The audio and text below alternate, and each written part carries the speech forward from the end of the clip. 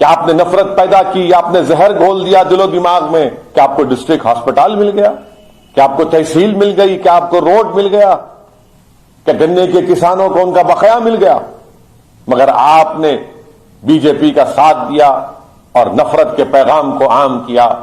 آج اسد الدین اویسی نفرت کو عام نہیں کرنا چاہتا، محبت کو عام کرنا چاہتا ہے۔ ہم بھائیوں کو توڑنے کی نہیں، ہم بھائی چارگی کی صحیح معنوں میں بھائیوں کو ملانا چاہتے ہیں۔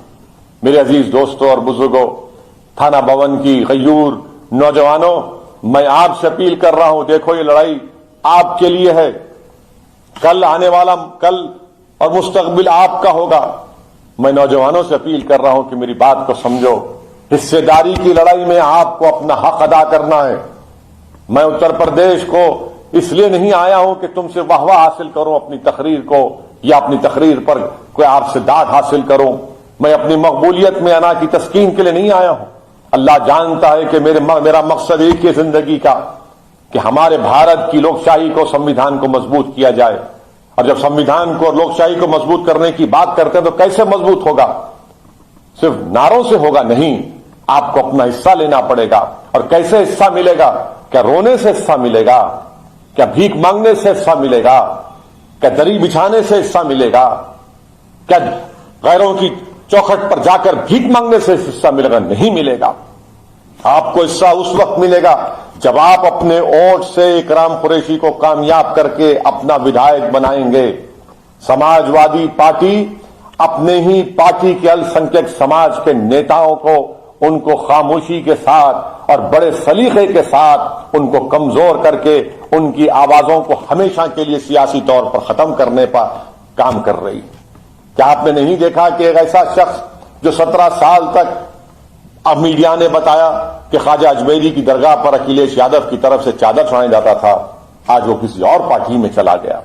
کیا آپ نے نہیں سنا کہ اکھلیش یادو کے سماجوادی پارٹی کے سہیوگی، ایک پارٹی کے نیتا دوسری پارٹی کے نیتا نے کہا کہ اکھلیش یادو نے 45% اپنے پارٹی کے مسلم نیتاؤں کا ٹکٹ کاٹ دیا، تب بھی آپ ان کو ووٹ دیں گے؟ جاگو، اپنی آنکھوں پر پردہ پڑا ہوا ہے تو یاد رکھو، آنکھ بند کر ووٹ ڈالنے کی جو بات کرتے ہیں نا، وہ آپ کو ہمیشہ کے لیے اندھا بنانا چاہتے ہیں۔ میں آپ سے کہہ رہا ہوں کہ اللہ نے آپ کو آنکھیں دی ہیں، دیکھو نا انصافی کو محسوس کرو۔ اللہ نے آپ کو دماغ دیا ہے، اس پر زور ڈالو اور اچھے اور برے کی تمیز پیدا کرو۔ اللہ نے تم کو دل دیا ہے، اس میں تکلیف محسوس کرو، مظلوم کے لیے، کمزوروں کے لیے۔ اللہ نے تم کو ہاتھ دیے، انگلیاں دی ہیں، ان انگلیوں کو حق کی بلندی کے لیے اور حق کی کامیابی کے لیے استعمال کرو۔ آپ کو صحیح فیصلہ لینا ہے۔ کیا آپ نہیں جانتے کہ 2014 میں اکھلیش مکھیہ منتری تھے، تب بھی 75 پارلیمنٹ کی سانسد کی سیٹوں پر بی جے پی کامیاب ہو گئی؟ کیا یہ اکھلیش کی ناکامی نہیں ہے؟ آپ نے جھولی بھر بھر کر خیرات کے طور پر ووٹ دیا سماجوادی پارٹی کو، تب بھی بی جے پی کامیاب ہو گئی۔ 2017 میں اکھلیش کانگریس ملے، تب بھی آپ نے جھولی بھر بھر کر خیرات میں ووٹ دیا، مگر پھر بھی بی جے پی کامیاب ہو گئی۔ 2019 میں سپا اور بسپا ملے، بہن مایاوتی اور اکھلیش یادو ملے، تب بھی صرف 15 لوک سبھا کی سیٹ پر جیت پائے۔ آپ کے ووٹ کی کوئی اہمیت ہے ہی نہیں ہے، آپ جان لو۔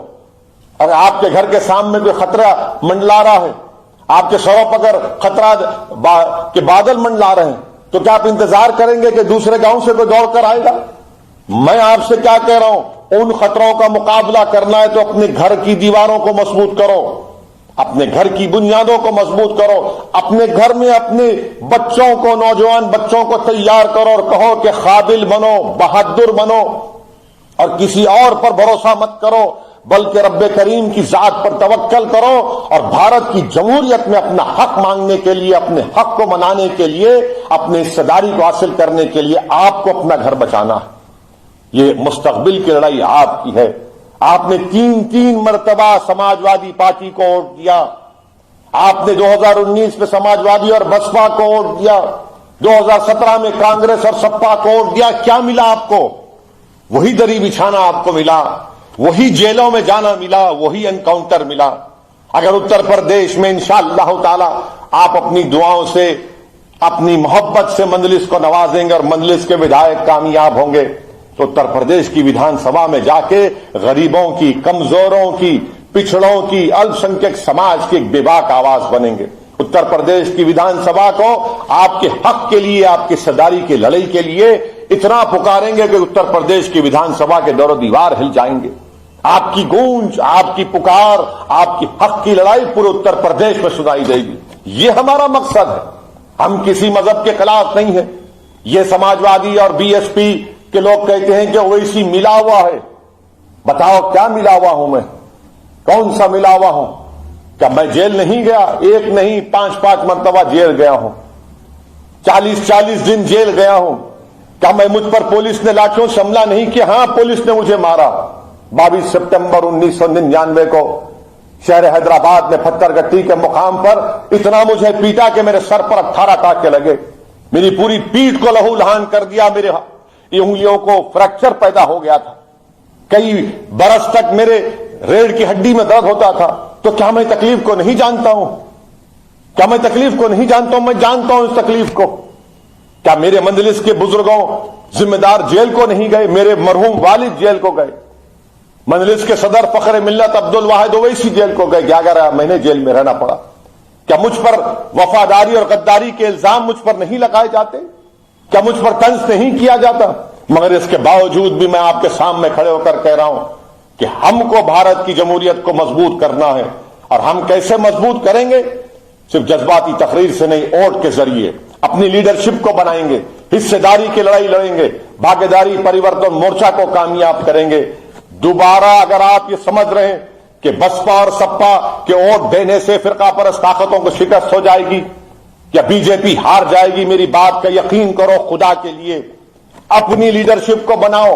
पहले घर में चिराग करो, पहले अपने आप को देखो कि तुम्हारे अतराफ में क्या है। मैं उत्तर प्रदेश के कई इलाकों में जा भी रहा हूं, देख भी रहा हूं। मैं आपके गली कूचों में, आपके गांव में आ रहा हूं, एक मंसूबाबंद तरीके से जहां पर अति पिछड़ा रहता है, जहां पर अल्पसंख्यक समाज के मुसलमान रहते हैं, वो इलाका ऐसा लगता है कि उसको छोड़ दिया गया, कोई तरक्की का काम नहीं होता। गंदी बहती नालियां हैं, रोड नाम की चीज नहीं है, गंदगी भरी हुई है, कचरे पड़े हुए हैं। क्या कर रहा है वहां का विधायक? और आपको कहा गया कि हराओ बीजेपी को। यकीनन बीजेपी को हराओ, मगर आप भी जीतो। जब आप जीतेंगे तो फिरका परस्ती का खात्मा होगा। अगर आप सिर्फ वोट डालते रहेंगे और वोट नहीं लेंगे तो याद रखो, आज जो बच्चा और बच्ची 15 साल की है, 5 साल के बाद वही 20 साल का नौजवान आप जैसे बुजुर्गों के पास आकर सवाल न करे कि बताओ तुमने क्यों मुकाबला नहीं किया था, हिस्सेदारी की लड़ाई में तुमने मंजलिस का साथ क्यों नहीं दिया? क्या हमारे मुकद्दर में सिर्फ दरी बिछाना है? क्या हमारे मुकद्दर में सिर्फ नारे लगाना है? नहीं मेरे अजीज दोस्तों और बुजुर्गों, आज एक विकल्प के तौर पर मंजलिस आपके दरमियान में है, भागीदारी परिवर्तन मोर्चा आपके सामने है, आपके सामने एक नागनाथ है, एक नाग सांप है। आप किसका साथ देंगे?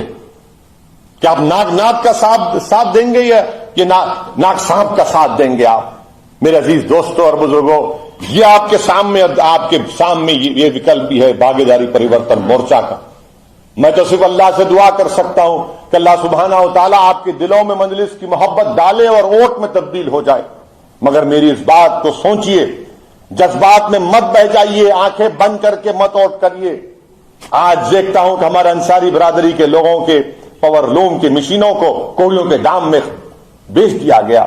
फुरेश बिरादरी के लोग, क्या यहां पर कितने साल आप जानते हैं कि 16 साल आरएलडी सपा का विधायक रहा थाना भवन में। एक कमरा नहीं बना सकते, एक दुकान का लाइसेंस नहीं दिला सकते। मेरे अजीज दोस्तों और बुजुर्गों, ये उसी वक्त होगा जब आप इंशाअल्लाह ताला अपने वोटों से इकराम कुरैशी को कामयाब करेंगे। ये आपकी कामयाबी होगी, आपकी लीडरशिप की कामयाबी होगी, आपका नेता होगा। और हम हिस्सेदारी की लड़ाई में हमको हिस्सा चाहिए, राजनीति में हमको हिस्सा चाहिए, ठेकेदारी में हमको हिस्सा चाहिए, नौकरियों में हमको हिस्सा चाहिए, किसानों के बर्तान में, ड्यूज में, हमको हर मैदान में हमारा हिस्सा चाहिए। और वो हिस्सा मिलेगा। आपसे ही गुजारिश है कि 10 तारीख के दिन सुबह के वक्त अपने घर से निकलकर पतंग के निशान पर बटन दबाकर अपने इत्तेहाद कर अपने सियासी शऊर का सबूत दीजिए और हिस्सेदारी की लड़ाई में आप अपना हिस्सा अदा करिए। और जहां कहीं भी भागीदारी परिवर्तन मोर्चा के प्रत्याशी हैं, उनको कामयाब करके बाबू सिंह कुशवाहा को उत्तर प्रदेश का नया मुख्यमंत्री बनाइए। बहुत बहुत शुक्रिया। अस्सलाम वालेकुम व रहमतुल्लाहि व बरकातहू।